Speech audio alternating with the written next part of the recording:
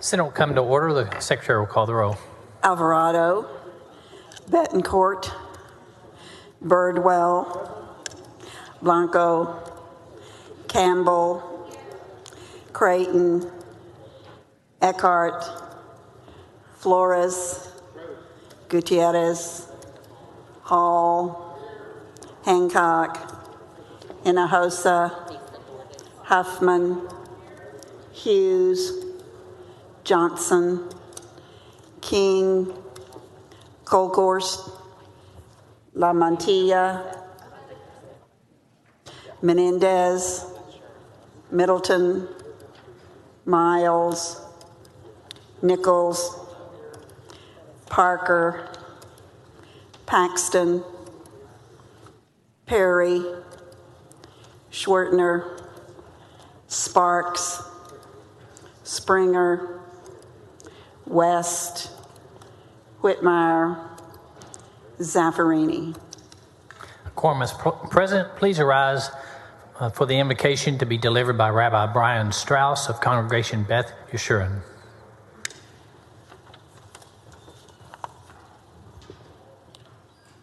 Our God, we come before you today with humble hearts, seeking your guidance and your blessing as the Texas State Senate continues its work. We ask that you bless this chamber and all those who serve within it. They may be guided by wisdom, compassion, and a steadfast commitment to justice. Oh God, as we gather here today, we recognize that the work of governing is not always easy. We face complex challenges and difficult decisions that affect the lives of millions of Texans. But we also know that with your guidance, all things are possible. We ask that you bless our state, its leaders, and its citizens with your grace and your wisdom. May our leaders be inspired to seek the common good, to work tirelessly for justice, and to be guided by the principles of compassion and mercy. We give thanks for the many blessings in our lives, for our families, our friends, and our communities. And oh God, may we always be mindful of those who are less fortunate. May we be inspired to use our talents and resources to make a positive impact in the world. And to this, let us say, Amen. Thank you, Rabbi Strauss.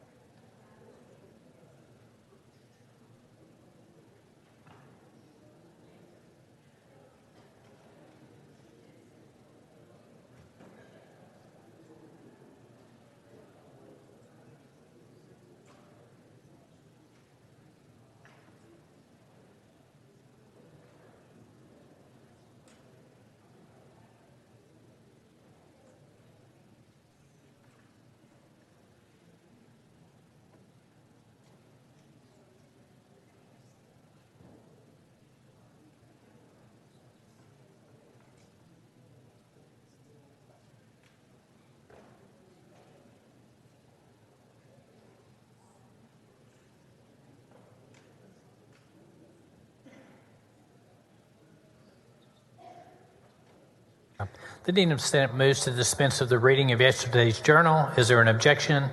The chair hears none. The motion is adopted. Thank you, Dean.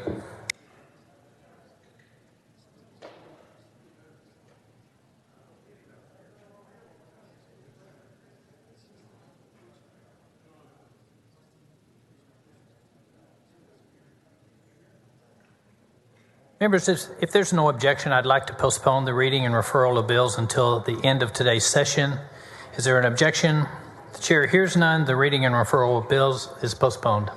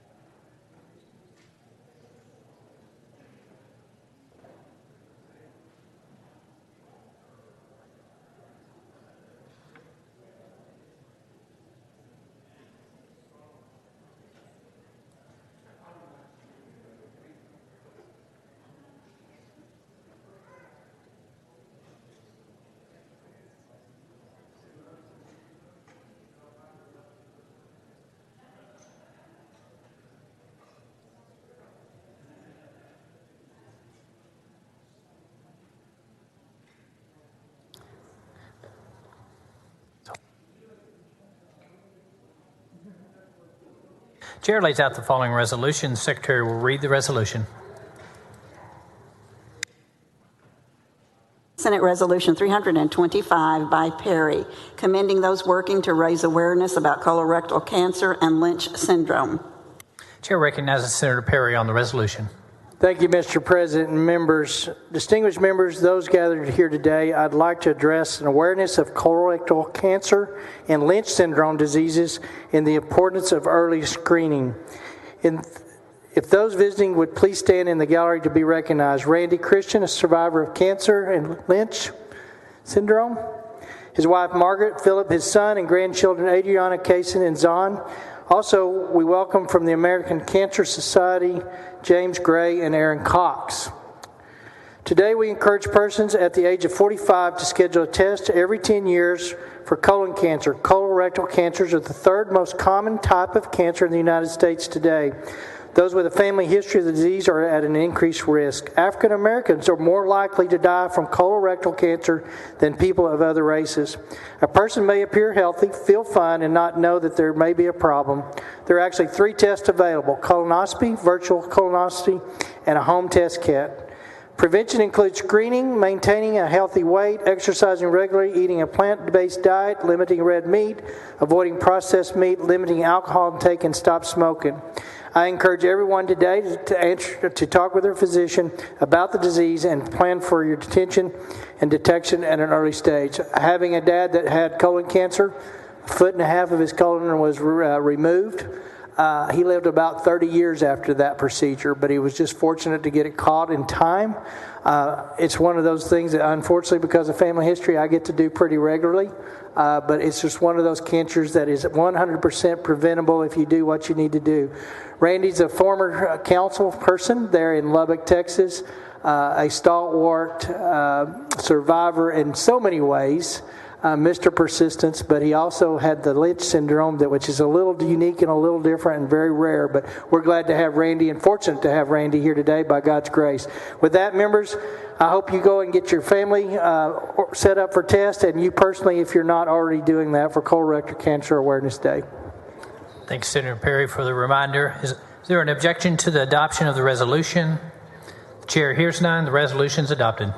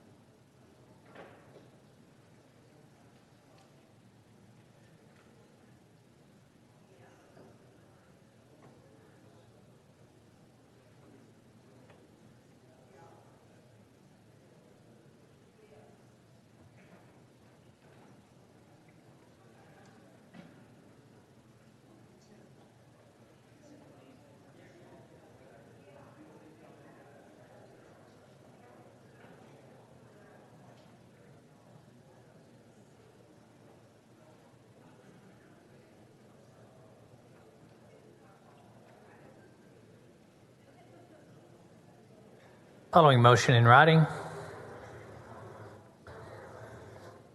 Secretary will read the motion.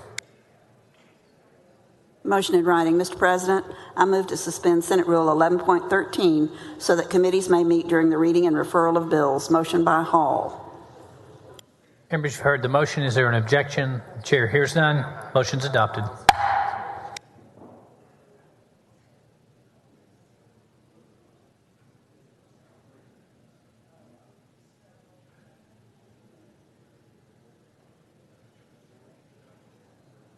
Members, that concludes the morning call.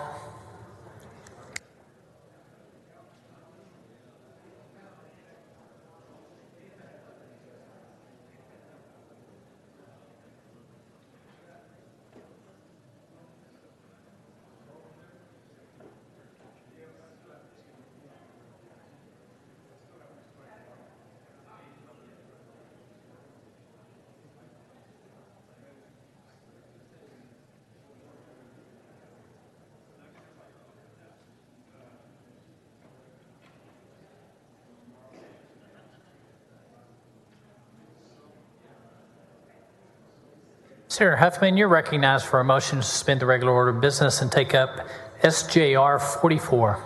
Thank you, Mr. President, and thank you, members. At this time, I move to suspend the regular order of business, take up and consider SJR 44. Members, you may be thinking to yourself that this resolution looks very familiar, and you would be right. SJ 44 is similar to multiple iterations that passed the Senate with bipartisan support in 2021. Unlike other states, Texas lacks a viable option for detaining our most habitual violent felony offenders without bond. It has become starkly clear that our local officials making bail determinations day in and day out need this tool to protect the people of Texas from future harm from violent offenders out on bond who show a propensity to reoffend. SJR 44, if approved by Texas voters, would amend Article 1 of our state constitution to expand the options available to officials setting bail to include denial of bail under certain exceptional circumstances. It would expand the potential denial of bail to include persons accused of committing a sexual offense punishable as a felony of the first degree, of committing a violent offense as defined by the Constitution, or of committing continuous trafficking of persons. However, for bail to be denied for one of these offenses, a judge or magistrate must first determine by clear and convincing evidence that the denial of bail is necessary to ensure either the person's appearance in court or the safety of the community, law enforcement, or the victim of the alleged offense. Furthermore, a judge or magistrate who denies bail under this provision would also have to issue a written order laying out the findings of fact and explaining why the denial of bail is necessary. Finally, SJR 44 clearly states that a judge shall impose the least restrictive conditions necessary to ensure the accused person's appearance in court and the safety of law enforcement, any alleged victim or victims, and the community as a whole. Even in the federal court system, denial of bail is often used in exceptional circumstances. Unfortunately, in 2021, we were not able to pass this potentially life-saving constitutional amendment. This has only delayed the ability of our judges and magistrates to utilize a tool that is unbiased to a defendant's ability to pay and will meaningfully enhance public safety. I would like to thank Governor Abbott for adding this issue as an emergency item and my Senate colleagues for the continued support on this important resolution. The legislature must take action now and give the opportunity to the public to vote for this vital public safety measure in November, yet delayed another year, but next November. With that, I move the suspension of the rules, Mr. President. Senator Miles, for what purpose?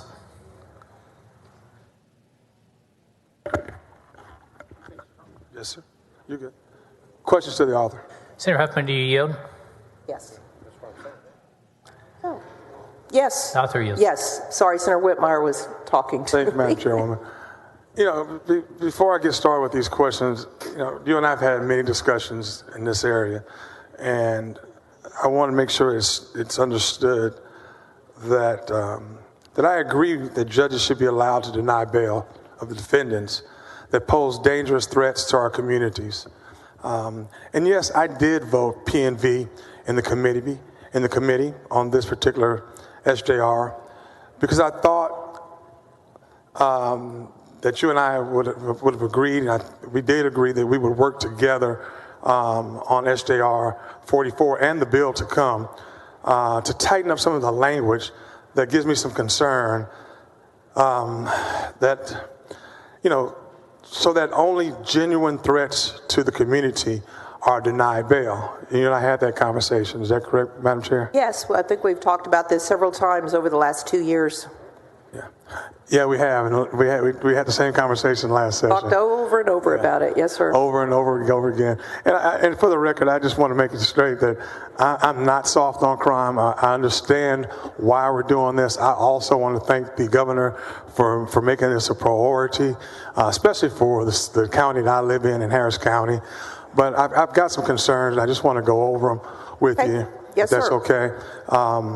The threshold for eligibility for potential denial of bail is just an accusation, of the first degree of sexual offenses, committing a violent offense, or human trafficking. Is that correct? It's a first degree. If it's a sexual assault offense, it has to be a first degree. So that would be aggravated sexual assault where someone used a weapon, a knife, or a gun while they raped a woman or a man. Or, for example, where they beat them so senselessly that they suffered serious bodily injury and almost died as a result of the sexual assault. And I'm aware those are all serious crimes. I think people who commit those serious crimes should be denied bail, but they have to have committed them, is my concern. I just want to make sure that we're not just, because a lot of times in these instances, these things don't work, the scales are always not balanced for people in my community, people of color, black and brown. So I just want to go through some questions with you so we can get clearly stated on record why I voted P&V previously in the committee, and I still want to work with you on how we tighten this up. Madam Chair, just an accusation, that's kind of a low bar to me for potentially denying someone bail. You don't agree with me on that? Well, this would require more than just an accusation to deny the bail, yes, because you would have to be an individual who there had been probable cause found that for these very specific, extremely violent offenses, number one. Number two, it requires a finding by a judge by clear and convincing evidence that the person, is going to be provide or present some type of threat to the community or to ensure their appearance in court. And then it would require a written order by the judge of why they had made that finding. And of course, this is still discretionary with the judge. So you still can't legislate good sense in judges, okay? So this will be a tool for judges to use in extreme situations. And to your point about whether it affects certain members of the community who may not have an ability to pay, this will affect a wealthy person exactly like it would have affect a person of low income, because if the circumstances are there and the judge believes these instances, are happening, then they could hold any person at no bond who met this criteria. On just an accusation, correct? Well, Senator Miles, that is by nature a criminal. If you are accused of a criminal offense, then ultimately the state will have to prove it beyond a reasonable doubt. But you can be held by probable cause standards. That's the law. That's the law now. And yes, there are thousands of people sitting in jail waiting for trial because the courts are backlogged, who are accused and with a probable cause finding. And Chairwoman Huffman, let me give you your due respect. I know that you're a former prosecutor. I know that you're a former judge, and I'm not even a lawyer. But this is something that's really concerning me because it affects my community. And I respect so I'm not that. questioning in any way. I know that you know these things already. I know that this is your profession, and that you could be deemed an expert at this. But I just have to go through these with you. Of course. Okay? Yes, sir. Under your SJR 44, if someone is accused of one of these crimes and they are likely to miss a court date, is that all that they would need to occur for a judge to deny their bail? Well, as the SJR would require, it would require a judge to find by clear and convincing evidence, if you're saying just the standard of unlikely to appear, that the defendant who was charged with one of these violent offenders was unlikely to appear. So if something should happen, Or let me rephrase that, because it's Okay. really that the judge would have to find by clear and convincing evidence that in order to have the defendant appear, it was necessary to hold him in jail. So that's a little different than likely to find, but find that it was necessary to do this, which I would say would be very extreme cases if it was made just for the unlikeliness of someone to appear. Perhaps it was someone who had already been caught fleeing the country or had left the country previously, who had been charged with one of these very violent offenses. So again, the judge would have to have a reason why they were convinced by clear and convincing evidence that it was necessary to ensure the person's appearance. is that how it's going to read? I mean, because as I read the SJR, if I'm just accused of something and something forsaken happened that day and I couldn't make it to the court, and I'm just I'm being accused of something, but I couldn't make it to the court, that my bail could be denied and I could potentially be locked up, lose my job, lose my financial, income, possibly a whole lot of things could trigger to turn my whole life around. Right. Well, so that's a possibility. No, I would say it's not a possibility, and I can walk you through that scenario. Thank you. Since you use that hypothetical, Thank you. let's say you gave me the example of a person who had a job and something happened that they couldn't make it. So maybe they missed the bus, or Uber didn't show up on time and they showed up late in court. I believe that a person in that situation, of course it's someone who would have been charged with murder, aggravated sexual assault, or one of these violent offenses, and I'm assuming they were out on bond previously, then the judge would have to make a written finding that there was clear and convincing evidence that it was necessary to hold them. I just can't imagine a judge making a written order stating, I find by clear and convincing evidence that the defendant must be held without bond because he missed the bus one time. So, I mean, that's subject to appeal, and that's not a rational analysis of the bill. So I'm not a lawyer, but clearing convincing evidence, would that be considered It's a very high standard. A higher level? Yes, clear and convincing evidence is the evidence required, I believe, to remove a child, right? To remove a child from a parent, right? To remove a child from their parent. So it's not beyond a reasonable doubt, but it's a high standard. It would have to have articulable facts for a judge to make that finding. Wouldn't that be closer to the level of a preponderance? It's above preponderance. It's above preponderance. It's between preponderance and beyond a reasonable doubt. But so it's above preponderance. It's more than 50%. It's more than 50%. Yeah, more than 50%. So if it's above preponderance, then why couldn't we put preponderance as one of the levels? Do you want to make it less? Well, I thought you said it was above preponderance. Well, it's stronger. Okay, so you wouldn't want to be preponderance because it would be less. That stronger language is not in the 8 SJR, though. Well, the stronger language is not in the SJR because all it says here is accusation. It's just an accusation that's needed. I don't know where you're reading. I'm sorry, Senator Miles. Madam Chair, correct, and again, you do this for a living, I don't. I don't do it for a living anymore. Okay. I do this. You've done this for a living and I don't. Yes. So what is the level that the judge can deny bail?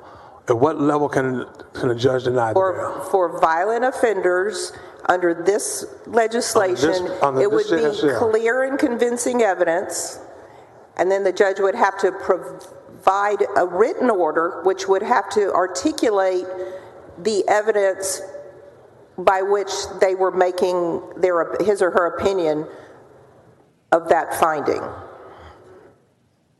So it would have to be written. So again, to your hypothetical that someone had made a good faith attempt to come to court but had missed the bus and had evidence to show that to the court, I don't see a court making a determination at that point that it would rise to the level of someone not showing in court. Another example, and this would be kind of an extreme on the other side, let's say an individual was found arrested at the border trying to cross into Canada or Mexico and was detained for some reason. That may tell the court, they're trying to leave the country, they're fleeing. So fleeing is usually, an example of someone who does not intend to respect the jurisdiction of the court, where the court may find that's clear and convincing evidence.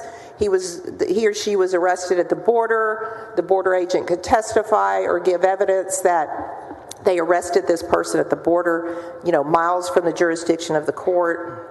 That might be a reason for a very violent offense that a judge may want to retain the person without bond. This is an example. So I'm going to move forward. Okay. Are these written orders, are they public or are they made under a seal? Are they public, those written orders that you just said the judges make? There's no Are they sealed? provision that they would be sealed or not available for They would be, so they are public records. public records, yes. Okay, good. Madam Chair, I'm going to bring this to close, and I'm concerned because we have many cases of people being convicted of crimes who were later proven to be innocent. According to TCOLE, since 1989, DNA evidence has been used to exonerate nearly 200 individuals that were wrongfully convicted and or imprisoned. Of those, approximately 75% were convicted on evidence that included inaccurate and faulty eyewitness identifications. That's people who actually went to trial and were wrongly convicted and sent to prison.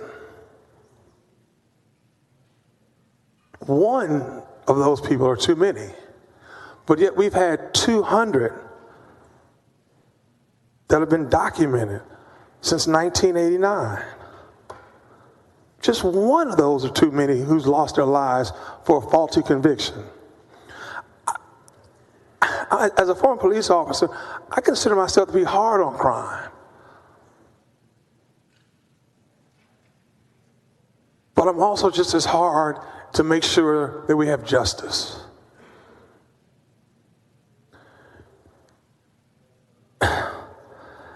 Now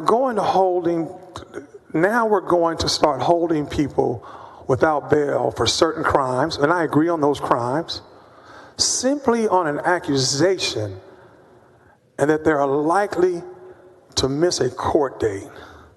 I want my colleagues to think about that. Simply on an accusation.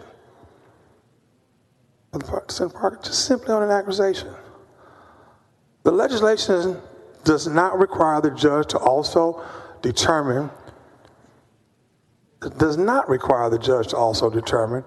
they are a threat to the community, law enforcement, or the victim.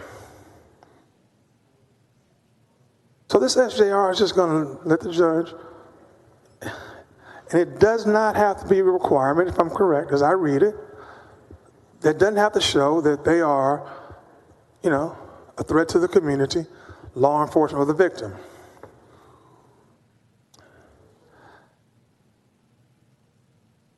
Members, I believe that this is going to fall heavily in black and brown communities, and I'm concerned. Historically, we've seen it. We've lived through it. We've worked our way through it so that we can, do better by it. And I'm just concerned,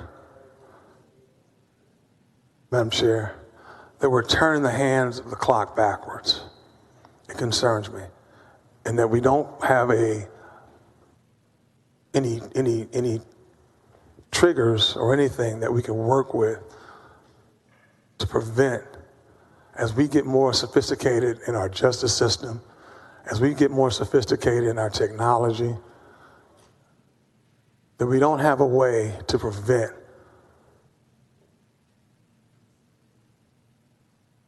turning the hands of time backwards and convicting people wrongfully. I remain concerned on SJR 44, but I look forward to working with you, Madam Chair, on the Bill 1388, as we've talked about in the past. Thank you for your time. Thank you for your time, members. Thank you, Mr. President.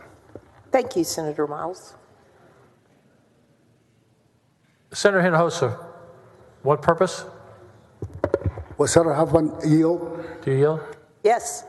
Senator Huffman, I just want to clarify a couple of points that were brought up by Senator Miles, and that is that the bill requires clear, convincing evidence. That standard really favors the defendant, not the prosecution. Correct. It is a burden that is substantially high. Yes. And right now, under present law, the options that a judge has are limited to be able to deny bail to someone that commits a crime of violence. That is correct, which tends to benefit the wealthy who are accused of violent offenses. And the judge denies a bail. He has to hear clear, convincing evidence for denial of a bail to a defendant, and then he has to make a finding of fact and put that in a written order. That is correct, yes. Yeah. And one more thing that sometimes we overlook, the SJR also contains a clause that says that a judge shall impose the least restrictive conditions necessary to ensure the accused person's appearance in court and the safety of law enforcement or any alleged victim or victims of the community are safe as a whole. Correct. Yeah. So the judge actually has more options in this type of situation to be able to protect the community and the victims from defendants that are accused of a crime who it is very clear and places the public in imminent danger in terms of if that person is let out on bail. Correct. That's the intent of the SJR. Thank you, Chair Huffman, for responding and answering my questions. Thank you, Senator Hinojosa. Senator Whitmire, what purpose? Will the Senator yield? Do you yield? Yes, sir. Yes. Senator Huffman, don't you think it'd be appropriate for us to emphasize what your JR 44 is really going to do if it gets the vote in the Senate today, to maybe address some of Miles's concerns? It's simply sending this proposition to the voters. Correct. So anyone that has a concern, and I respect Senator Miles' concerns, will have between now and November to educate the voters to the good or the bad of your proposition. Absolutely. This will require the voters. There'll be plenty of campaign forums. It'll be documented in all of our local papers, and we're just letting the people of Texas decide if they would like to take this category of violent repeat offenders and deny bond after a due process hearing and documentation for why that judge believes he or she, the defendant, may be a future risk. That's absolutely correct, Senator. I think sometimes the scare tactics or the discussion by some of the activists or some of your opponents to this language are making it act like we get through today, it becomes law. Right. It's actually going to be sent to the public. And how can anyone object to something this serious to be sent to the people of Texas to vote? Exactly. And after it's all said and done, as you and I have discussed, there will still be judicial discretion on the part of judges to determine whether or not they want to make the Surely finding. at this stage of the discussion, no one could doubt, an objective person, that our bail system in the state of Texas is broken. It's written about in every editorial in the state and every public gathering of individuals that are concerned for their safety, that the bail bond system, which you're addressing with your provisions, is broken. And in fact, you're just taking one large step. There are still going to be remaining issues, such as whether you have a minimum of 10% set for bonds. Exactly. This is just one of the tools in the toolbox that we're trying to create to make, our community safer. Again, it'd be in judicial discretion, but it is a tool in the most extreme cases when individuals have shown that they need to be away from the public while they're awaiting their trial. And in fact, are you familiar, when I was attempting to carry this constitutional amendment 2 sessions ago, the big issue then, members, was could we please include least restrictive conditions, which is actually more favorable toward the accused than current law. Exactly. And that was a big holdup right. 6 years ago. Right. And so you've adopted that language right. in an abundance of fairness to all the parties involved. That's correct. And we are talking about dealing with the most violent, and we haven't even discussed the victims this morning. Correct. Who of most individuals are asking for this legislation among the public? It's the victims of the crimes who live in fear when certain defendants are out on the street and they see them out there and they're actually terrorized and terrified. Not That's only just one victims aspect. and their families, but prospective people that are afraid in their homes across this state.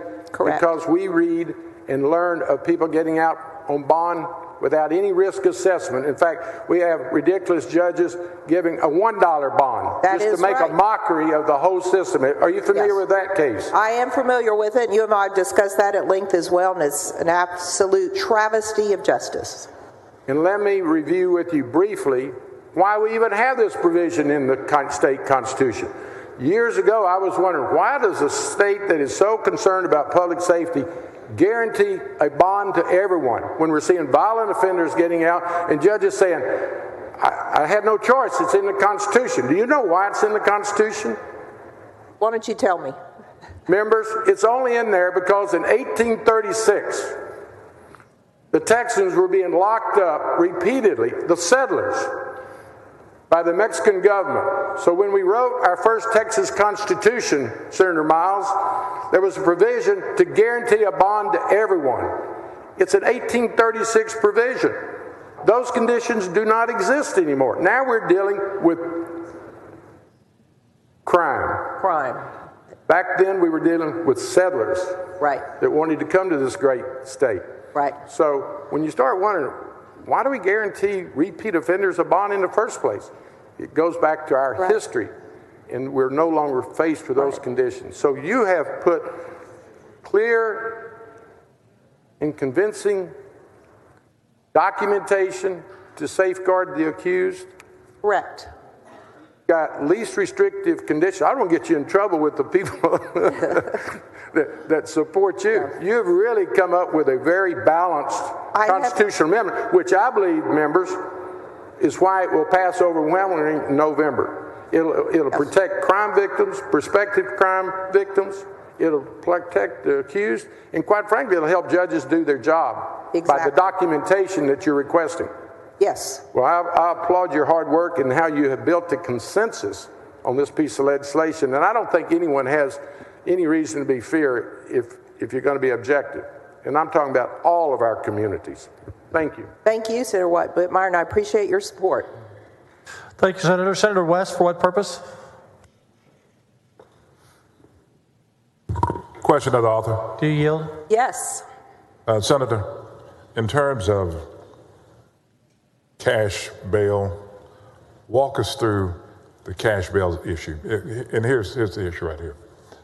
People that can least afford, you as well as I know, that people are accused of crimes And there's some people that may very well be accused of crimes that we know actually did the crime. Correct. And issues concerning violent criminals, I'm with you.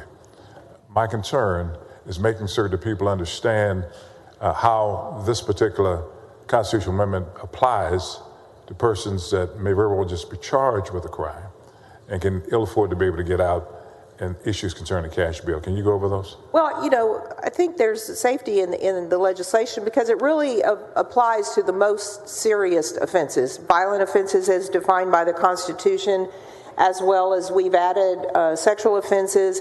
Again, that was a compromise on my part. I initially just had sexual offenses, which would include different kinds of sexual assault. Went to first-degree felonies, as you know, which would include something with a weapon or where someone was seriously injured. And otherwise, it's murder, aggravated kidnapping, aggravated robbery. Again, the most serious of offenses. And things are, frankly, many of those are already in the code. Is that correct? Yes. Code of criminal So it's just those offenses. In the old days, I would have said those would have been the offenses that there had been a very high bond set. But as Senator Whitmire and I have seen repeatedly in Harris County, that's not necessarily true. There have been low bonds set and personal bonds even until we outlawed that last session, or very low bond amounts like the dollar amount that Senator Whitmire and I have discussed. So, historically these used to be very high bonds, but some people made the bonds, and very often it was those who could afford the bonds, either had ability to have a family member sign off. Senator Whitmire is trying to reform that because now we've discovered that nobody actually puts up 10% of the bond anymore. Sometimes it's a very small amount.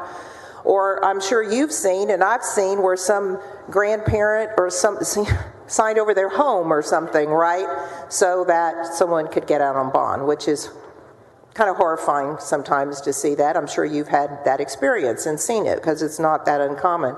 So, this was just meant to, again, address the most serious offenses in situations where a judge would feel like they'd set a bond, either a high bond that someone inappropriately could make or an inappropriate low bond that didn't really fulfill the objectives of the bond, and that is to ensure either the defendant's appearance in court and or the safety of the community. And that deals with violent crimes, correct? Violent crimes, and yes. Repeat offenders. Yes. It doesn't even really address repeat offenders. It could be a repeat offender, but if they're just doing, smaller level crimes like burglaries and, But it doesn't apply to the judges should use their common sense.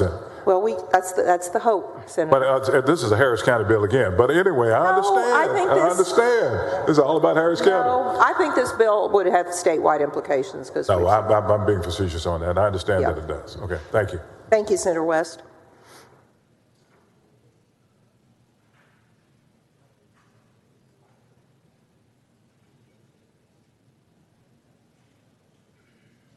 Members, the vote is on suspension. Secretary will call the roll.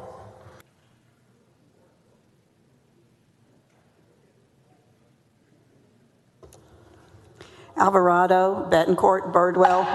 30 ayes, 1 no vote. The rules are suspended. Chair lays out on second reading. SJR 44. Secretary, read the caption.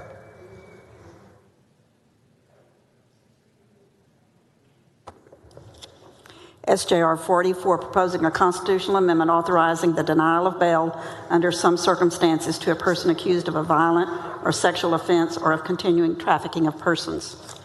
You're recognized. Passage to engrossment. I move passage to engrossment of SJR 44. Any objection? Hearing none. Bill passed to engrossment. You're recognized to suspend the constitutional 3-day rule. So moved. Secretary will call the roll. Alvarado, Betancourt, Birdwell, Blanco, Campbell. 30 ayes, 1 nay. The 3-day rule is suspended. Chair lays out third reading and final passage. SJR 44. Secretary will read the caption. SJR 44, proposing a constitutional amendment authorizing the denial of bail under some circumstances to a person accused of a violent or sexual offense or of continuous trafficking of persons. You're recognized on final passage. I move final passage of SJR 44. Secretary will call the roll. Alvarado, Betancourt, Birdwell, Blanco. 30 ayes and 1 nay. The bill is finally passed. Congratulations. Thank you. Thank you, members.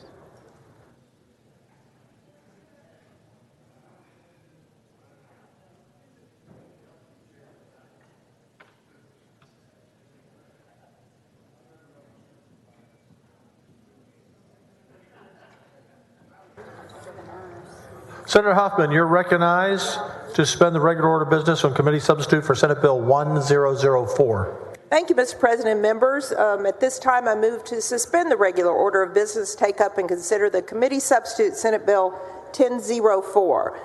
Members, according to the Texas Department of Criminal Justice, there are currently 76,940 individuals on parole supervision or mandatory parole supervision. Of those individuals, 1,689 utilize electronic monitoring and 2,626 utilize GPS monitoring. This past year alone, 1,127 monitor straps for individuals on parole supervision or mandatory supervision were cut, or an active warrant remains following an alert for a disabled strap that could not be immediately resolved. Currently, it is only a technical violation of parole. It is not considered a violation of the law to tamper or destroy an ankle monitor. The committee substitute Senate Bill 1004 creates a criminal offense if a person knowingly removes or disables a tracking device that the person is required to wear to enable the electronic monitoring of the person's location. This applies to an electronic monitoring house arrest program or as a condition of community supervision, parole, mandatory supervision, or release on bail. An offense would be a state jail felony unless the person is in a superintensive supervision program, in which case it would be a felony of the 3rd degree. Judges will have discretion to make the punishment be served concurrently or consecutively, which means to be added to their sentence. The bill clarifies that a medical professional can cut off an electronic monitoring device for the purpose of medical necessity. Additionally, the bill clarifies that even if a person has a third party do the physical removing of the electronic monitoring device, they can still be charged under statute. Finally, it requires the automatic revocation of parole when an individual cuts off an electronic monitoring device. However, actually, after constitutionality concerns were brought to our attention, I will be removing this provision from the bill in a floor amendment, so it'll be a little different than those who voted for it in committee. Brian Collier, Executive Director of the Texas Department of Criminal Justice, testified the current system is not a deterrent and that these penalties are greatly needed. Sadly, we have seen the recent news stories of individuals who cut or disable their ankle monitors and subsequently commit violent crimes. Electronic monitoring devices are integral tools utilized to increase public safety and promote accountability upon the release of individuals charged with or convicted of a crime, and in fact, it allows many who want to follow the conditions of probation and parole and start a new life to be able to successfully live in the community and do just that. But when these individuals remove or destroy these devices which track their daily activities, the lives of Texans may be put in danger. And as I said, I will have a floor amendment that changes the burden of proof for a third party cutting off an electronic monitoring device and clarifies the protections given to medical professionals. And with that, I move to suspend the regular order of business.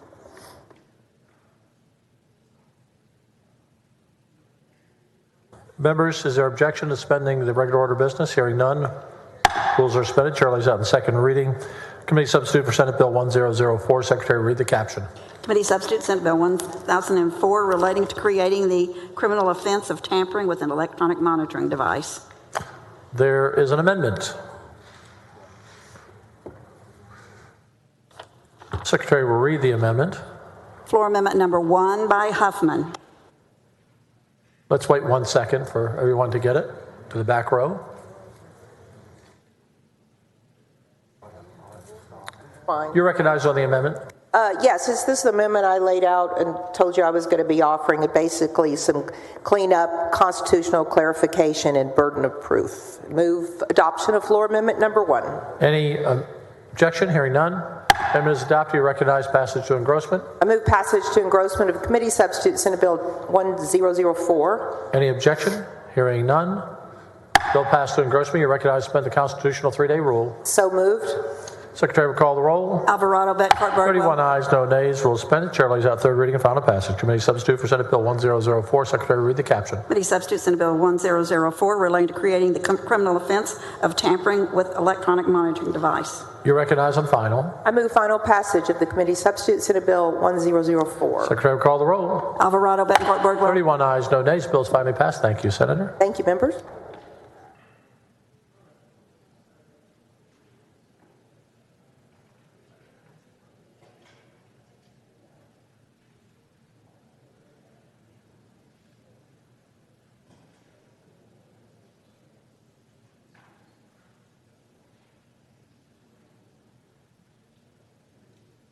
Senator Birdwell, you're recognized to suspend the regular order of business on SJR 52.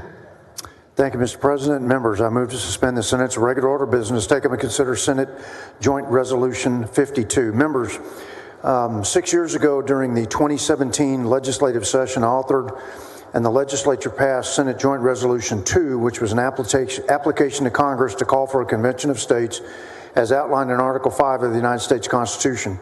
The underlying issues that led the legislature to pass SJR 2 in 2017, imposing fiscal restraints on the federal government, checks on the power of the federal government, and enacting term limits for federal officials, are still as relevant today as they were in 2017. SJR 2 was accompanied by SJR 38, which contained a sunset provision that placed an 8-year expiration date on the state of Texas's application to Congress for a convention of states, with that expiration occurring in the 2025 legislative session.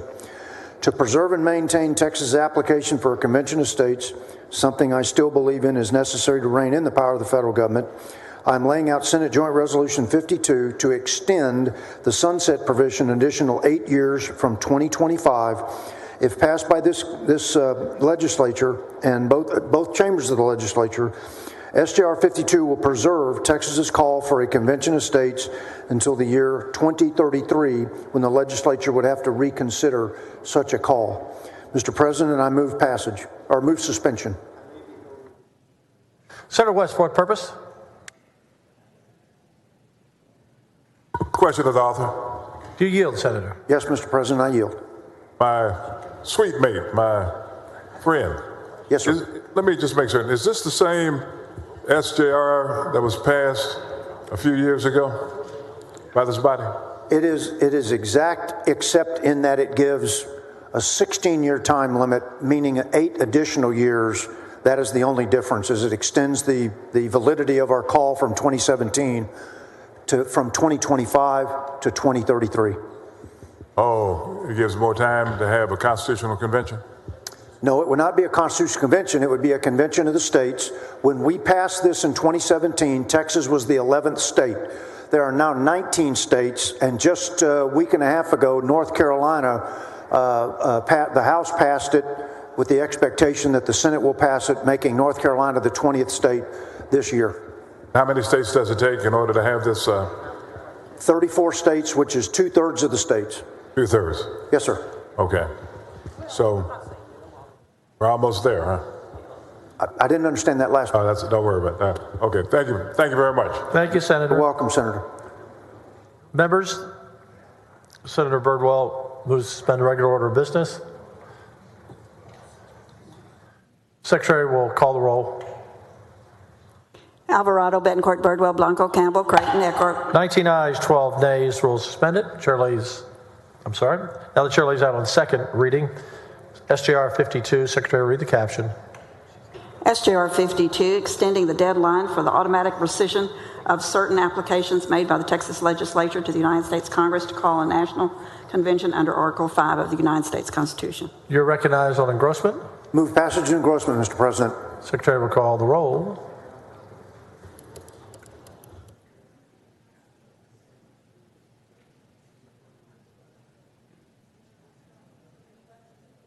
Alvarado, Betancourt, Birdwell, Blanco, Campbell. 19 ayes, 12 nays. The bill passed to engrossment. You're going to have to hold there. We're going to give you an extension of 24 hours. Thank you, Mr. President and members.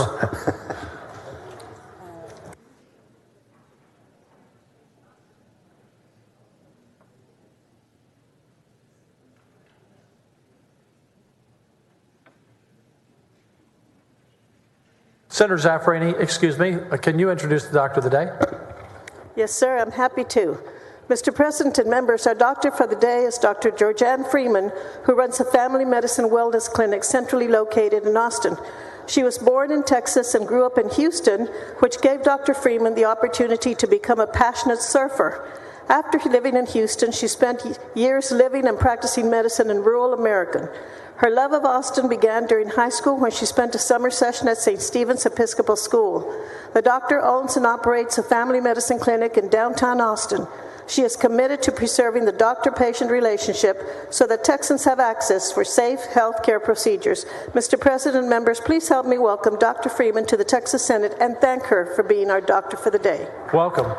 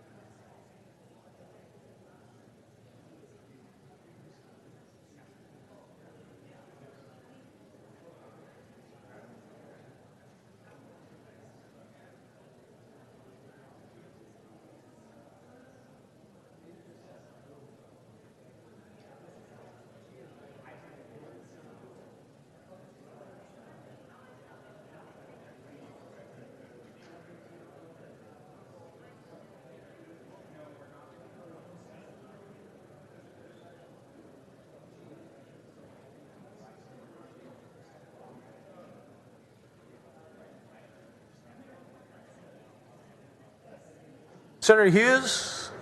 Senator Hughes, break up the party at the desk. Hey. You're recognized to suspend the regular order of business on Senate Bill 610. Thank you, Mr. President. I move to suspend the Senate's regular order of business to take up and consider at this time Senate Bill 610. Senators, Senate Bill 610 goes along with the resolution that Senator Birdwell just presented to us, of course, about Article 5 of the U.S. Constitution. You already know this, 2 ways to amend. First, Congress by 2/3 vote can propose amendments. The second method is the Article 5 convention. And so what happens if when that takes place? Under current law, if Texas sends a delegate to an Article 5 convention, they make an unauthorized vote.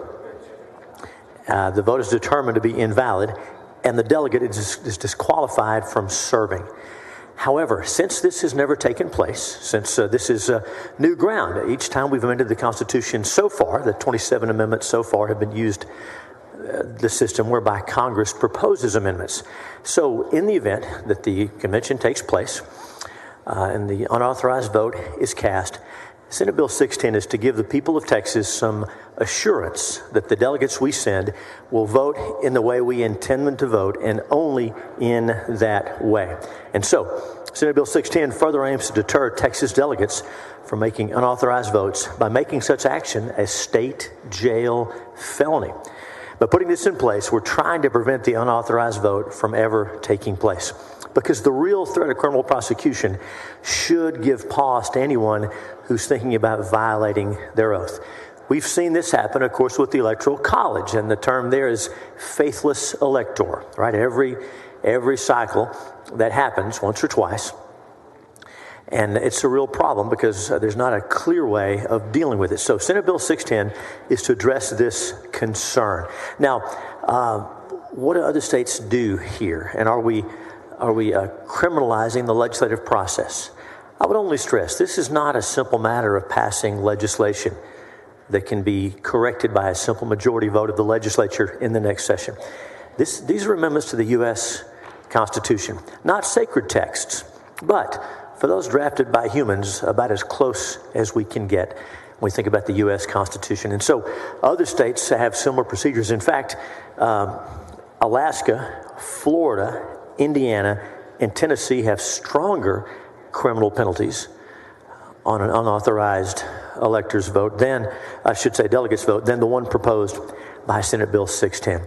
The Senate considered this back when we first passed the Convention of States resolution. The Senate did pass this legislation, sent it over to the House, did not make it through the House. This being considered again, and so that's what this would do. It's not limited to the convention proposed by Senator Birdwell's resolution, but any Article 5 convention. This bill is to make sure the delegates we send vote the way the people of Texas tell them and not 1 inch more or less. That's what the bill does, and I move suspension of the Senate's regular order of business. Senator Gutierrez, what purpose? Thank you, Mr. President. Will the gentleman yield for a few questions? You yield. Of course, I'll yield. Thank you, Senator. I just have a few questions today. How many current states have called in any form for a constitutional convention, to your knowledge? We could ask Senator Birdwell for the current count. I believe it's around 20, but you may know. I think it's right around 20. You're almost right. It's 19. All right. Rather than give you a whole, it's Georgia, Alaska, Florida. You mentioned a few of those. Alabama, Tennessee, Indiana, Oklahoma, Louisiana, Arizona, North Dakota, Texas, Missouri, Arkansas, Utah, Mississippi, Wisconsin, Nebraska, West Virginia, and finally South Carolina, for a total of 19. Okay. You're almost right on. What is an authorized vote by a delegate in this context? It's a great point. So, for example, Senator Birdwell's resolution that the Senate just initially passed says that delegates would be authorized to attend an Article 5 convention and vote on those discrete topics about limiting the size and scope of the federal government. The question arises about what happens once that convention is convened. And we believe Senator Birdwell's resolution is tight. A lot of lawyers have looked at it. But there's always the concern people have that once that convention takes place, what if a delegate proposes something else that's beyond those 5 things? So this bill says, if a Texas delegate votes for anything beyond those elements they were sent to vote on, they're breaking the law. That's the idea. It's supposed to be a deterrent on the front end. You understand that? Right. So in other words, a vote contrary to the instructions that we provide them. Yes, sir. That's right. Or exceeds the scope of the subject matter of the Article 5 Convention. Yes, sir. The Constitution. How likely do you think it is that we would have a constitutional convention? Well, you know, so far all 27 amendments have come through the other process, as you know, where Congress proposes amendments.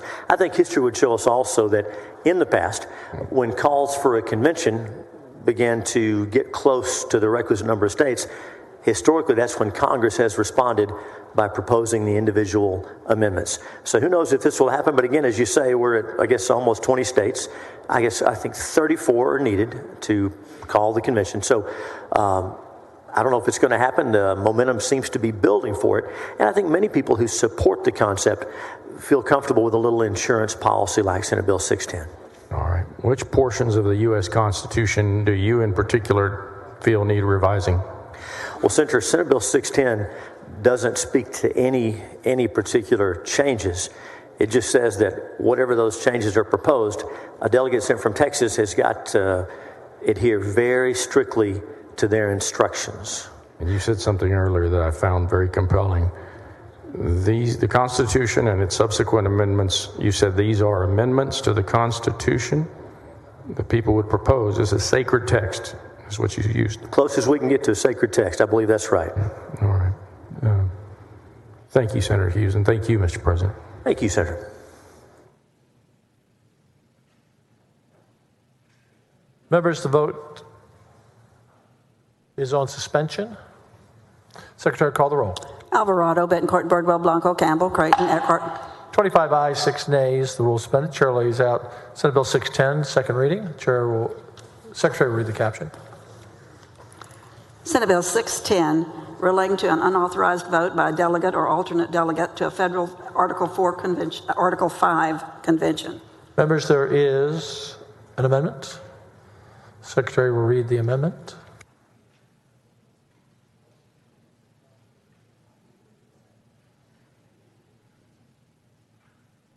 Floor Amendment number 1 by Gutierrez. You're recognized on your amendment, Senator. Thank you, Mr. President.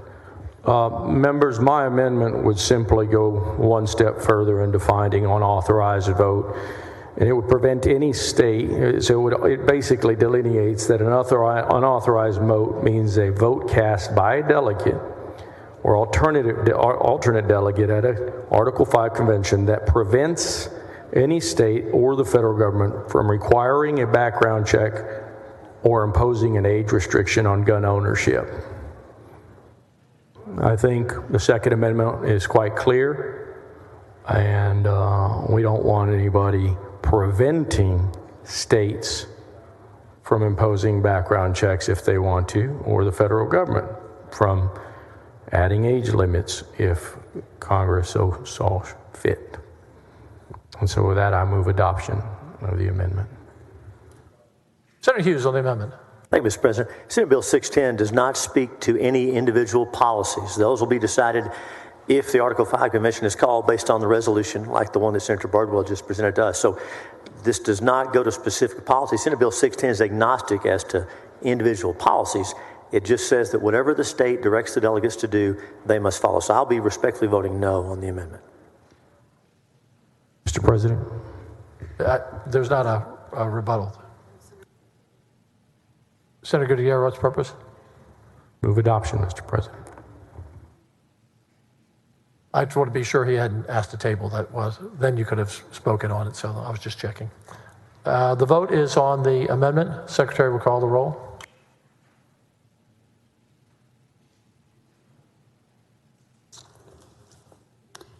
Alvarado, Bettencourt, Birdwell, Blanco, Campbell, Creighton, Eckhart, Flores, Gutierrez, Hall, Hancock, Hinojosa, Huffman, Hughes, Johnson, King, Colcourse, Lamantia, Menendez, Middleton, Miles, Nichols, Parker, Paxton, Perry, Schwertner, Sparks, Springer, West. I can't see that. Whitmire, Zaffarini. There's 7 yes, 24 nays. 8, 23. 8 votes yes, 23 noes. The amendment fails. You are recognized to engrossment, Senator. Mr. President, I move passage to engrossment, Senate Bill 610. Secretary will call the roll.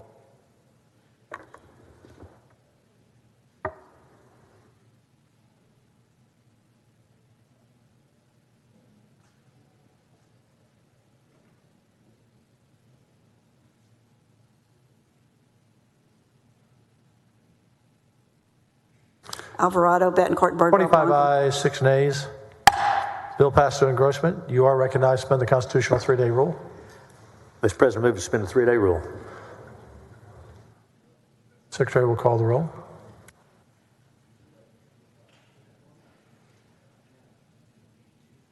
Alvarado, Betancourt, Birdwell, Blanco, Campbell, Creighton, Eckhart, Flores, Gutierrez, Hall, Hancock, Hinojosa, Huffman, Hughes, Johnson, King, Colcourse, Lamantia, Menendez, Middleton, Miles, Nichols, Parker, Paxton, Perry, Schwertner, Sparks, Springer, West, Whitmire, and Zaffarini. 25 ayes, 6 nays. The bill passes constitutional 3-day rule. Chair lays out third reading and final passage. Senate Bill 610. Secretary, read the caption. Senate Bill 610, relating to an unauthorized vote by a delegate or alternate delegate to a federal Article 5 convention. You're recognized on final. Thank you, Mr. President. I move final passage. Secretary will call the roll when ready.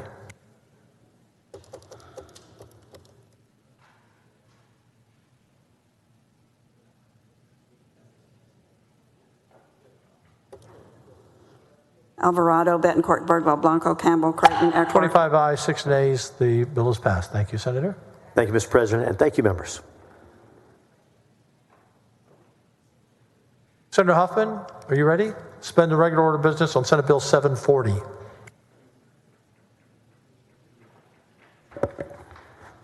Thank you, Mr. President and members. At this time, I move to suspend the regular order of business, take up and consider Senate Bill 740. Members, in 2021, the 87th legislature passed Senate Bill 23, better known as the Back the Blue Act, which requires counties with a population over 1 million to receive voter approval before cutting their law enforcement's budget. More specifically, current law requires counties to secure voter approval when passing a budget that, one, reduces regular funding for a law enforcement agency or reallocates funding or resources from one law enforcement agency to another. Any resident who believes that a local government has cut law enforcement funding without voter approval can file a complaint with the Criminal Justice Division of the Governor's Office. That division will then screen the complaint, and if the complaint is substantiated, forward it to the comptroller. If the comptroller determines that a local government has cut law enforcement funding without required approval, that local government may not increase property taxes in the subsequent tax year over the no new revenue tax rate. However, law enforcement doesn't play the sole role in the criminal justice system. Prosecutors play a critical role as well, as they are charged with obtaining justice for victims of violent crime or any crime and should be treated no differently than law enforcement. As we heard from Harris County District Attorney Kim Ogg during her testimony in the Senate Finance Committee, there has been a calculated and blatant effort by the Harris County Commissioners Court to defund their office in the midst of 132,000 criminal cases backlog. There are 98,000 active cases in Harris County, about evenly split between felony and misdemeanors. This is a district attorney's office that is already woefully understaffed compared to counties of comparable size around the country due to the lack of funding from county commissioners. Harris County, with a population of 4.73 million people, has 340 prosecutors, whereas Illinois' Cook County, with a population of 5.1 million, about comparable, has 1,000 prosecutors. Efforts like this inhibit the DA's office from being able to sufficiently perform their statutory duties of representing the people of this state. Senate Bill 740 adds to Senate Bill 23 from last legislature by adding prosecutors' offices to the provisions of Chapter 120 of the Local Government Code. Accordingly, a local government must secure voter approval before passing a budget that reduces regular funding for a prosecutor's office compared to the previous fiscal year as a percentage of the total annual budget. Members, as we all know, public safety is a priority for our constituents throughout Texas. In order for our criminal justice system to work efficiently and effectively, must have the resources it needs at all levels. Regrettably, we continue to see some local officials attempt to cut criminal justice funding to score political points without regard to the consequences. Decreasing prosecutor funding only inhibits their ability to prosecute cases and thus delays the prosecution of criminals in our communities, and very important, members, the possible acquittal of those wrongfully accused. Texans deserve to feel safe, and this bill ensures that local voters have input in these critical public safety decisions. I move to suspend the regular order of business. Senator West, what purpose? Question of the author. Do you yield? Yes. Is this a Harris County bill? No, it's a bill for counties of over 1 million. Oh, okay. All right. Thank you.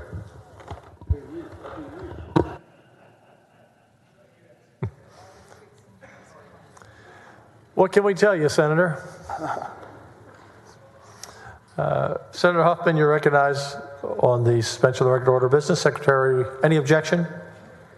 No objection. Hearing none. Rules are suspended. Chair lays out in second reading. Senate Bill 740. Secretary, read the caption. Senate Bill 740 relating to an election to approve a reduction or reallocation of funding or resources for certain county prosecutors' offices. You're recognized to engrossment. I move passage to engrossment of Senate Bill 740. Any objection? Hearing none. Bill passed to engrossment. You're recognized to suspend the constitutional 3-day rule. So moved. Secretary, call the roll.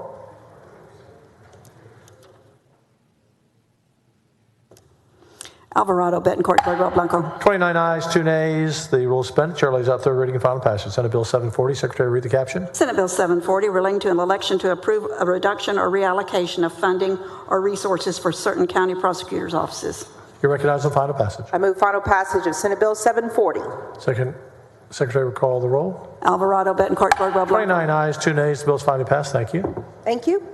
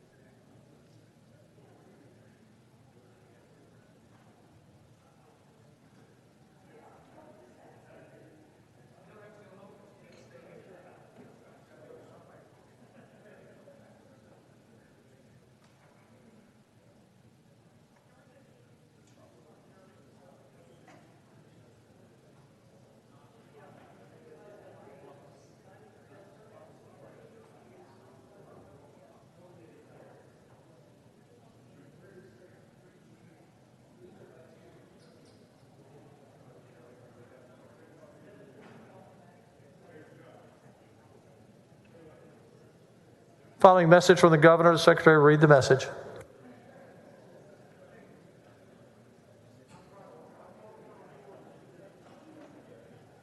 To the Senate of the 88th Legislature, regular session, I ask the advice, consent, and confirmation of the Senate with respect to the following appointments. To be a member of the Texas Emergency Services Retirement System Board of Trustees, Bradley C. Bradlandy, Austin. To be a member of the Public Safety Commission, Stephen P. Steve Mock, Houston. To be the Public Counsel for the Office of Public Insurance Counsel, David Bolduc, Austin. Respectfully submitted, Greg Abbott, Governor of Texas, to nominations. Members, the following motion in writing. Secretary, read the motion. Motion in writing. Mr. President, I ask unanimous consent for Senate Bill 1583 relating to prohibiting public funds for conducting gain-of-function research on pandemic pathogens in this state to be withdrawn from the Committee on State Affairs and re-referred to the Committee on Health and Human Services. Author, Senator Hall. Senator Hughes, Chair Committee from which bill is being withdrawn. Senator Kolkhorst, Chair Committee to which bill is being re-referred. Any objection? Hearing none. Motion is adopted. President's desk is clear. Any announcements? Senator Middleton. Thank you, Mr. President. Members, I move to suspend the 24-hour posting rule in accordance with Senate Rule 1110 so the Senate Committee on Higher Education can meet immediately upon adjournment by the railing to the right of my desk today, March 20th, to consider the committee schedule and other organizational matters. This should take no longer than a couple minutes, so members have time to make it to finance. Mr. President, members, if there are any questions, I move suspension. May you come forward, Senator Middleton?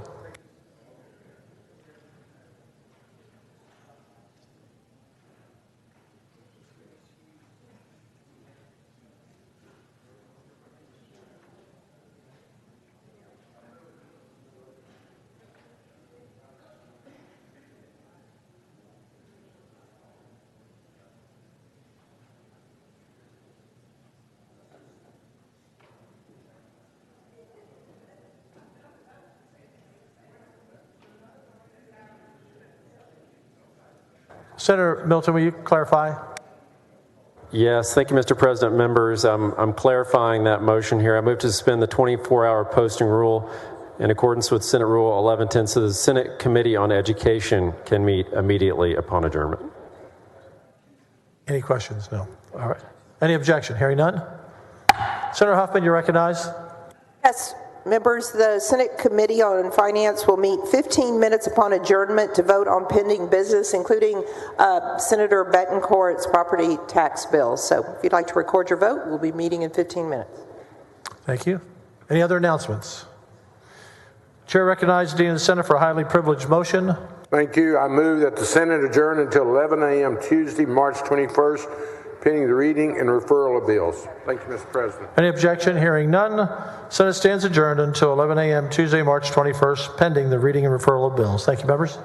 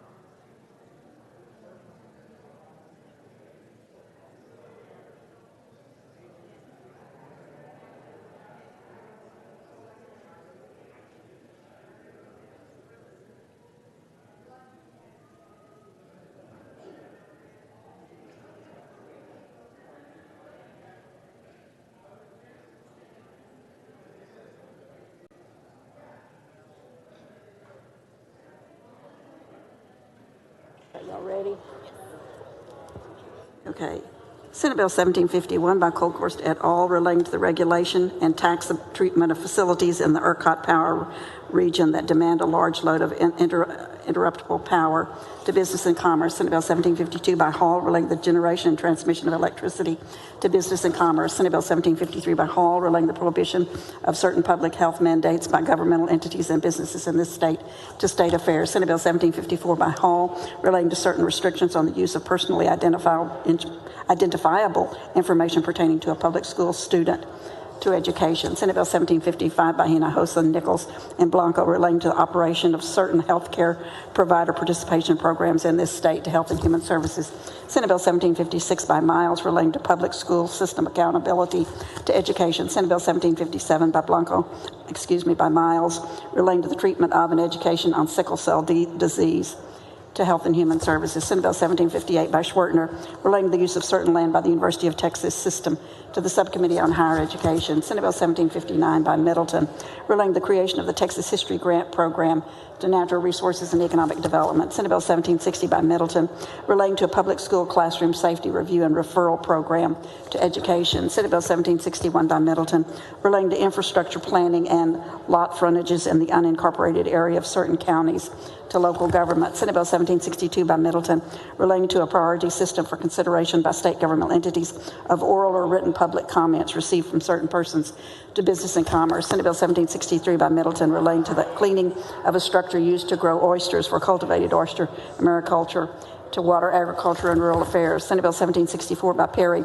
relating to the use of certain weapons in or the bed or bank of a navigable river or stream to water, agriculture, and rural affairs. Senate Bill 1765 by Schwertner relating to network adequacy standards to Health and Human Services. Senate Bill 1766 by Creighton relating to indemnification and duties of real property appraisers under certain governmental contracts to business and commerce. Senate Bill 1767 by Creighton relating to organization of, meetings of, and voting by condominium unit owners associations and property owners associations to business and commerce. Senate Bill 1768 by Creighton relating to correction or removal of certain obsolete provisions of the property code to state affairs. Senate Bill 1769 by Eckhart relating to the maximum allowable cost of certain items eligible for a sales tax exemption for a limited period to finance. Senate Bill 1770 by King relating to an exception to required disclosure under the public information law for certain electronic information held by a prosecutor to criminal justice. Senate Bill 1771 by King relating to the appraisal for ad valorem tax purposes of property owned by certain electric cooperatives to local government. Senate Bill 1772 by Colkhorst relating to certain student records concerning a threat assessment of a child required on the child's enrollment in a public school to education. Senate Bill 1773 by Eckhart relating to an annual adjustment for inflation by the monthly amount of longevity pay for state employees to finance. Senate Bill 1774 by Eckhart relating to the exemption from ad valorem taxation of real property owned by certain charitable organizations to local government. Senate Bill 1775 by Alvarado relating to on-site indemnification requirements for certain contractors and subcontractors of the Texas Department of Transportation to transportation. Senate Bill 1776 by Alvarado and Blanco relating to the eligibility of certain first responders for workers' compensation benefits for post-traumatic stress disorder to business and commerce.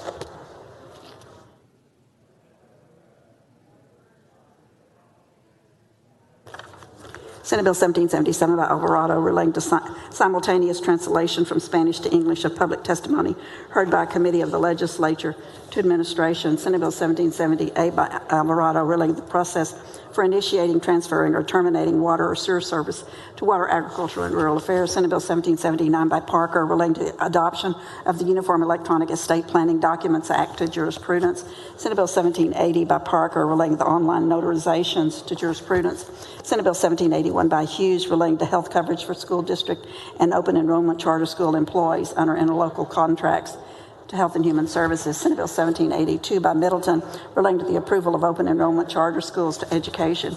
Senate Bill 1783 by Schwertner relating to airports to finance. Senate Bill 1784 by Colkhorst relating to the use of the name, image, or likeness of a student athlete participating in an intercollegiate athletic program to the Subcommittee on Higher Education. Senate Bill 1785 by Zaffarini relating to the dissemination of criminal history record information by the Department of Public Safety to Business and Commerce. Senate Bill 1786 by Betancourt relating to approval procedures for property development review by a municipality to local government. Senate Bill 1787 by Betancourt relating to size and density requirements for residential lots in certain municipalities to local government.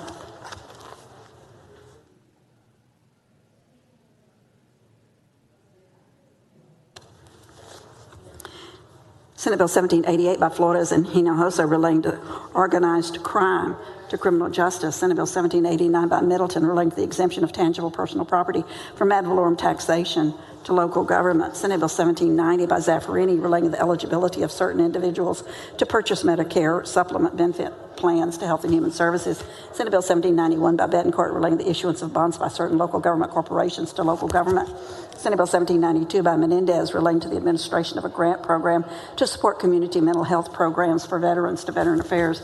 Senate Bill 1793 by Menendez relating to payments associated with certain medical examinations under the workers' compensation system to Business and Commerce. Senate Bill 1794 by Menendez relating to conditions imposed on an emergency services district that includes territory in the extraterritorial jurisdiction of certain municipalities to local government. Senate Bill 1795 by Menendez relating to additional requirements for individualized education programs developed for children with autism to education. Senate Bill 1796 by Menendez relating to establishing a social work recruitment and retention program to the Subcommittee on Higher Education. Senate Bill 1797 by Menendez relating to the employment of a behavior specialist by regional education service centers to education. Senate Bill 1798 by La Mantilla relating to the permissible uses of the bilingual education allotment provided under the Foundation School Program to education. Senate Bill 1799 by Springer relating to a restriction on an employment contract entered into by the governing board of a junior college district to the Subcommittee on Higher Education. Senate Bill 1800 by Springer relating to the deadline for certain officials of an appraisal district to take certain actions to local government. Senate Bill 1801 by Springer relating to a requirement that each appraisal district periodically confirm that recipients of residence homestead exemptions qualified for those exemptions to local government. Senate Bill 1802 by Springer relating to administrative procedures in the architectural barriers program at the Texas Department of Licensing and Regulation to Business and Commerce. Senate Bill 1803 by Springer relating to the effectiveness of state-funded homelessness programs to local government. Senate Bill 1804 by Springer relating to standardizing definitions of homelessness to local government. Senate Bill 1805 by Springer relating to the punishment for the criminal offense of indecent assault to criminal justice. Senate Bill 1806 by Springer relating to the exemption of miniature boilers that are integrated as a component of a medical device regulated by the United States Food and Drug Administration to Business and Commerce. Senate Bill 1807 by Springer relating to unlawful altering of election procedures to state affairs. Senate Bill 1808 by Springer relating to the sale of certain alcoholic beverages to ultimate consumers to state affairs. Senate Bill 1809 by Sparks relating to the authority of certain counties to impose a hotel occupancy tax to natural resources and economic development. Senate Bill 1810 by Sparks relating to the issuance of certain anticipation notes and certificates of obligation to local government. Senate Bill 1811 by Sparks relating to the jurisdiction of the Railroad Commission of Texas over and a study of the upstream production, pipeline, transportation, and storage of hydrogen to natural resources and economic development. Senate Bill 1812 by Menendez relating to the issuance by the Texas Department of Housing and Community Affairs of certain federal forms for purposes of allocating low-income housing tax credits to local government. Senate Bill 1813 by Johnson relating to the approval of equivalent educational programs for persons whose driver's license is suspended following conviction of certain drug offenses to criminal justice. Senate Bill 1814 by Betancourt relating to the definition of current debt service for the purpose of calculating the current debt rate of a taxing unit for ad valorem tax purposes to local government. Senate Bill 1815 by Johnson relating to application for emergency detention and procedures regarding court-ordered mental health services to criminal justice. Senate Bill 1816 by Johnson relating to procedures regarding court-ordered mental health services to criminal justice. Senate Bill 1817 by Betancourt et al. Relating to investments in certain companies doing business in the Russian Federation to state affairs. Senate Bill 1820 by Hall relating to the Texas Lottery Commission prohibiting the order, purchase, and sale of lottery tickets to state affairs.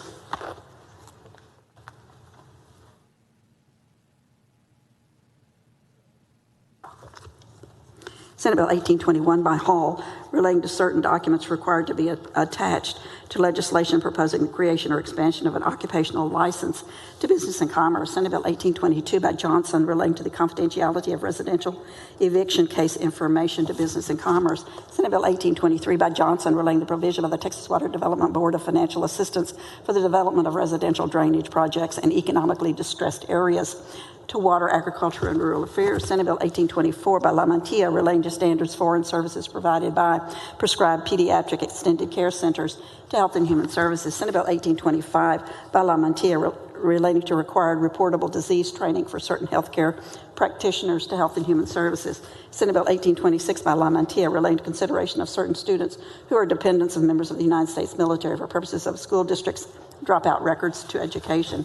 Senate Bill 1827 by La Mantilla relating to translation of a student's individualized education program into Spanish or another language other than English to education. Senate Bill 1828 by Hinojosa relating to the procurement by local governments of energy savings performance contracts for certain conservation measures to business and commerce. Senate Bill 1829 by Hinojosa relating to the dissolution of certain water control and improvement districts by a commissioner's court to local government. Senate Bill 1830 by Hinojosa relating to the dissolution of certain water districts located in urban areas to local government. Senate Bill 1831 by Hinojosa relating to the purchase of goods and services by the Employees Retirement System of Texas to operate its home office to finance. Senate Bill 1832 by Hinojosa relating to individuals who may provide services as personal attendants under Medicaid to Health and Human Services. Senate Bill 1833 by Hinojosa relating to the maximum allowable cost of certain items eligible for a sales and use tax exemption for a limited period to finance. Senate Bill 1834 by Hinojosa relating to disciplinary proceedings applicable to a crime laboratory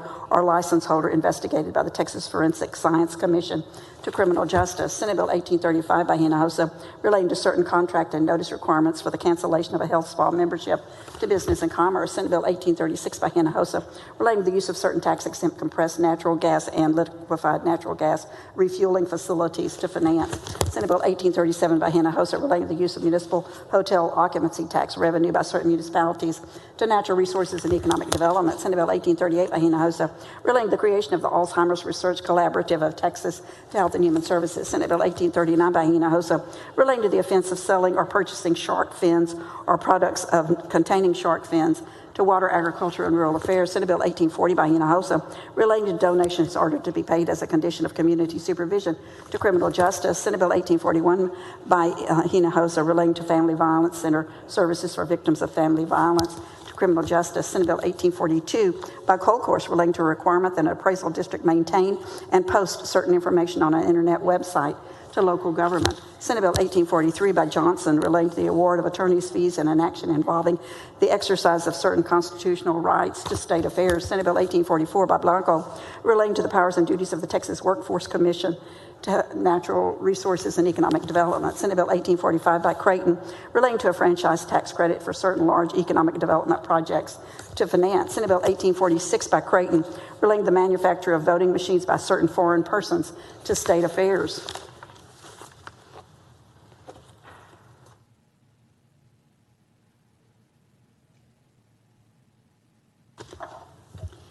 Senate Bill 1847 by Creighton relating to the eligibility of certain individuals for unemployment benefits to natural resources and economic development. Senate Bill 1848 by Hinojosa relating to the dissolution by election of certain urban water control and improvement districts to local government. Senate Bill 1849 by Colcourse relating to the establishment of an interagency child protection database to Health and Human Services. Senate Bill 1850 by Flores relating to presiding officers of the State Board of Veterinary Medical Examiners to Water, Agriculture, and Rural Affairs. Senate Bill 1851 by Flores relating to the establishment and administration of a state ammunition manufacturing facility to state affairs. Senate Bill 1852 by Flores relating to active shooter training for peace officers to criminal justice. Senate Bill 1853 by Colcourse relating to children placed in the conservatorship of the Department of Family and Protective Services to Health and Human Services. Senate Bill 1854 by Paxton relating to optional group benefits for dental and vision care to finance. Senate Bill 1855 by Paxton relating to location, restriction, exemption, and requirements for funeral establishments to operate a columbarium to business and commerce. Senate Bill 1856 by Zaffarini relating to prohibiting the distribution or sale of certain flavored consumable hemp products creating a criminal offense, Water, Agriculture, and Rural Affairs. Senate Bill 1857 by West relating to the wearing of Native American tribal regalia to education. Senate Bill 1858 by Hancock relating to the Next Generation 911 Service Fund to Business and Commerce. Senate Bill 1859 by Hancock relating to benefits and services for veterans and certain other related benefits to Veteran Affairs. Senate Bill 1860 by Hughes relating to the adoption of a climate policy in a municipal charter. To Natural Resources and Economic Development. Senate Bill 1862 by Betancourt relating to the creation of the Office of Inspector General at the Texas Education Agency to Education. Senate Bill 1863 by Betancourt relating to the authorization for and transfer of a charter for an adult high school charter school program to education. Senate Bill 1864 by Middleton relating to certain placements for children in the conservatorship of the Department of Family and Protective Services to Health and Human Services. Senate Bill 1865 by Nichols relating to the treatment of income tax expenses in rate proceedings for water and sewer utilities to Water, Agricultural, and Rural Affairs. Senate Bill 1866 by Nichols relating to the use of customer-sided distributed generation facilities owned by certain non-ERCOT electric utilities to Business and Commerce. Senate Bill 1867 by Nichols relating to the authority of a water or sewer utility to consolidate more than one system under a single tariff to Water, Agricultural, and Rural Affairs. Senate Bill 1868 by Perry relating to the powers and duties of the Office of Inspector General of the Texas Juvenile Justice Department to Criminal Justice. Senate Bill 1869 by Perry relating to the disposition of surplus real property no longer needed for state highway purposes to transportation. Senate Bill 1870 by Perry relating to a child's eligibility for the Medicaid buy-in program for children or the medically dependent children waiver program to Health and Human Services. Senate Bill 1871 by Hughes relating to the creation of the Texas Empowerment Account pilot program for assisting certain recipients of public benefits to Health and Human Services. Senate Bill 1872 by Schwertner relating to confidentiality provisions of certain contracts for the sale, transportation, or gathering of natural gas to Business and Commerce. Senate Bill 1873 by Schwertner relating to the applicability of certain gas pipeline laws and an affiliate of a gas utility to Business and Commerce. Senate Bill 1874 by Schwertner relating to the operation of certain infrastructure during a weather emergency to Business and Commerce. Senate Bill 1875 by Middleton relating to the use of electronic devices to accept voters to state affairs.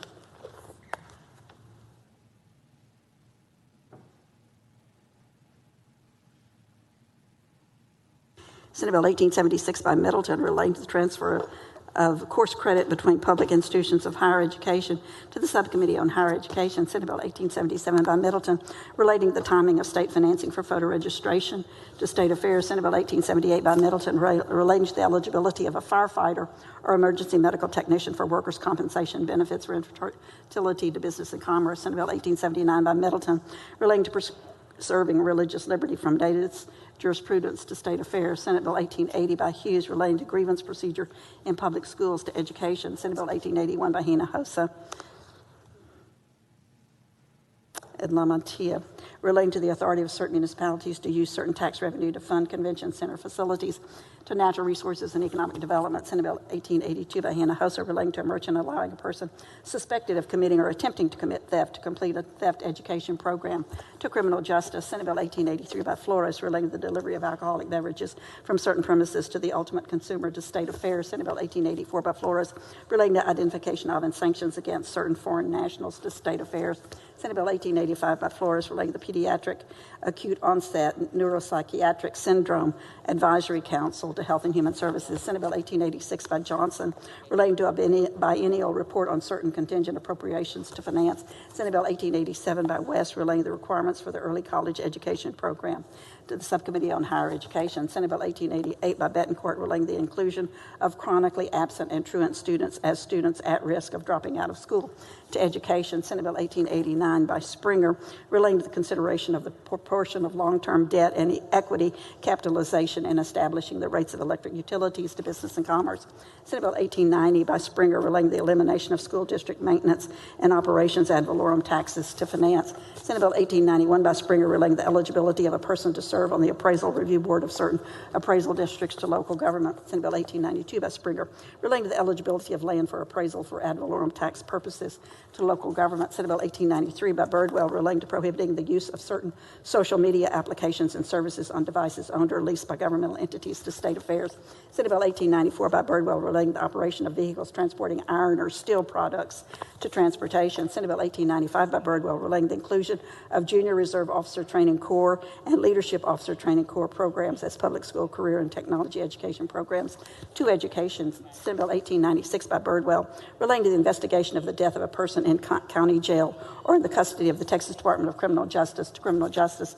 Senate Bill 1897 by Birdwell, relating to requirements for notice advertising the sale of property to enforce self-service storage facility lien to business and commerce. Senate Bill 1898 by Birdwell, relating to emergency medical transport by firefighters of certain patients to Health and Human Services. Senate Bill 1899 by Birdwell, relating to a law enforcement agency's use of deadly force by means of a drone to criminal justice. Senate Bill 1901 by Birdwell, relating to the expiration and extension of certain provisions relating to engaging outside counsel for the Federal Energy Regulatory Commission matters to business and commerce. Senate Bill 1902 by Birdwell, relating to the submission of certain state agency rules for review by the Regulatory Compliance Division of the Office of the Governor to State Affairs. Senate Bill 1903 by Menendez, relating to grant program for technological enhancements at certain healthcare facilities that provide mental health care services to Health and Human Services.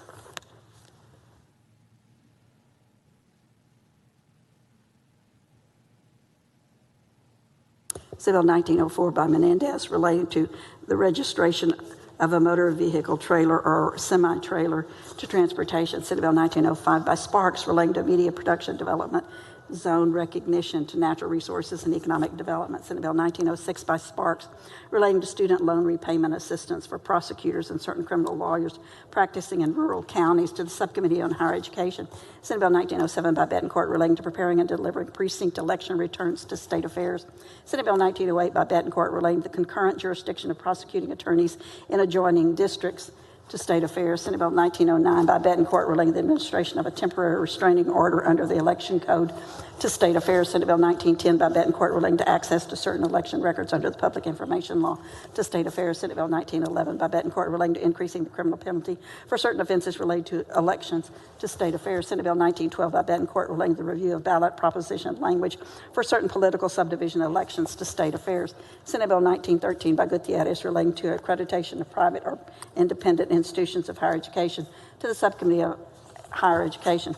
Senate Bill 1914 by Creighton, relating to improvement projects on the Sabine-Neches Navigation District of Jefferson County to transportation. Senate Bill 1915 by Parker, relating to the reimbursement of certain durable medical equipment providers participating in the Medicaid Managed Care Program to Health and Human Services. Senate Bill 1916 by Parker, relating to publication of public improvement district service plans and assessments on certain public internet websites to local government.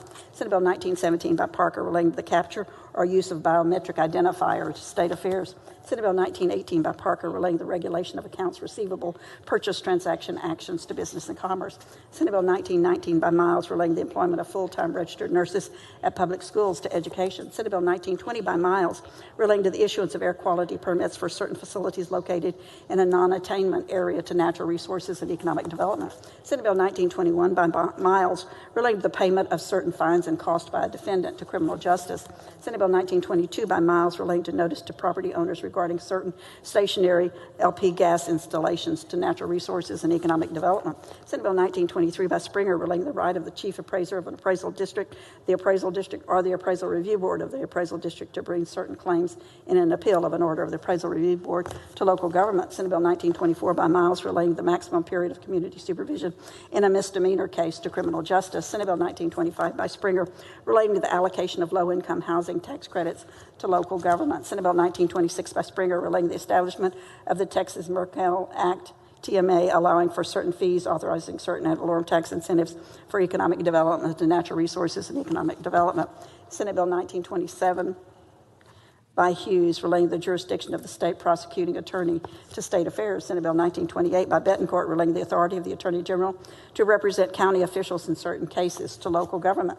Senate Bill 1929 by Johnson, relating to the authority of an independent organization certified by the ERCOT Power Region to require information from and registration by certain facilities to business and commerce.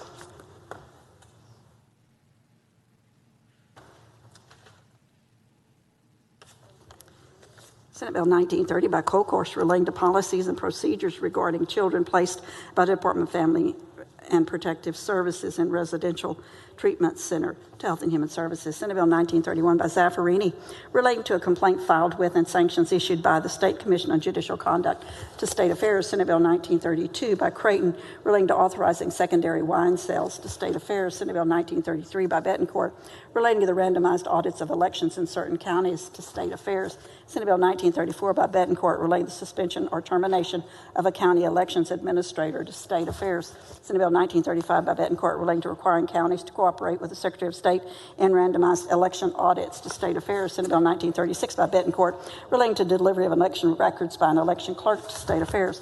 Senate Bill 1937 by Bettencourt, relating to the composition of a county election board to State Affairs. Senate Bill 1938 by Bettencourt, relating to the failure of a voter registrar to comply with voter registration laws to State Affairs. Senate Bill 1939 by Bettencourt, relating to the allocation of proceeds from the issuance of general obligation bonds by political subdivisions to local government. Senate Bill 1940 by Springer et al., relating to the continuation and functions of the Texas Economic Development and Tourism Office to natural resources and economic development. Senate Bill 1941 by Eckhart, relating to legal representation of certain hospital districts in civil proceedings to local government. Senate Bill 1942 by Eckhart, relating to the use of school buses and electricity by public schools to business and commerce. Senate Bill 1943 by Eckhart, relating to emergency warning systems operated by municipalities and counties to local government. Senate Bill 1944 by Eckhart, relating to the standard service retirement benefits for members of the teacher retirement system of Texas to finance. Senate Bill 1946 by Bettencourt, relating to personal information entered on the carrier envelope of a ballot to be voted by mail to State Affairs. Senate Bill 1947 by Bettencourt, relating to action by the early voting clerk on receipt of a ballot voted by mail to State Affairs. Senate Bill 1948 by Bettencourt, relating to the legislative approval of settlements related to elections to State Affairs. Senate Bill 1949 by Bettencourt, relating to the residence address of an applicant for purposes of voter registration to State Affairs. Senate Bill 1950 by Bettencourt, relating to accepting an early voting ballot voted by mail to State Affairs. Senate Bill 2290 by Hughes, relating to requiring a venue for sexually oriented performances to provide certain content warnings to State Affairs.